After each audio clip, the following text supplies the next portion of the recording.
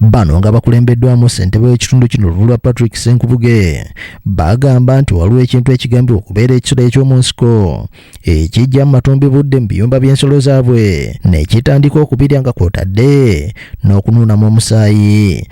Ensiko egusoose kusinziira ku bannannyini ekifo kino baafunamu incident byemu ne balowooza nti oba embwa zaakoze ki ezaalidde ensolo eyo okuzimba ekiyumba kino bakyambuse naye kati kyewuunyisa mukirabanamu ate era ekintu kiziramu okwapeninga ate ng'endya yesinze nze okunneewuunyisa embwa bweba erya esokola busokozi nekino kyasaze busazi. Embizi yaliiriddwa naye ekisolo ekitategerekeka okusinziira ennuma gye baakirumyemu. Embwa tezisobola kuluma bwe zityo kubanga bambi baalidde wanene. Bano okwekubira enduulu kiddiridde embizi z'omutuuze ow'Omugisha Road z'abadde alundire omuwandiisi w'ekyalo kino Kavuiso Tadias okuliibwa mu kiro.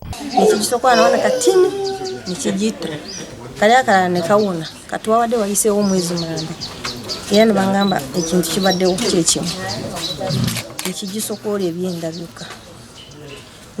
Ku kiyumba ky'embizi zino kusangiddwako ekwagulo ekireetedde abatuuze okulowooza nti yandibanga ngoye yasazeeko ekyalo. Naye omulundi ogwasooka nalowooza nti yali eririddwa mbwa kwazaabuuka ekiyumba netuddamu netukizimbako nalooza embwa ze zaakoze ezaalidde. Naye era bwe neetegereza ng'embwa tuyinza kulya paati nnene bwetyo naye tusaba tuyambibwe aba Uganda Wildlife.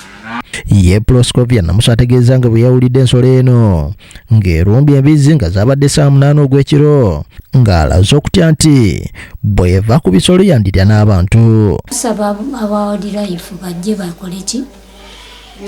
Bajje oba batuyigire obango. Oluvanyuma omusawo w'ebisolo okuva ku Gombe Gombe Johnson Wanume atuuse okulaba ogubadde n'asaba abantu obutagezaako okulya mbizi zino ezittiddwa mu ngeri bw'eti kuba zandibaviirako obulwadde obw'enjawulo.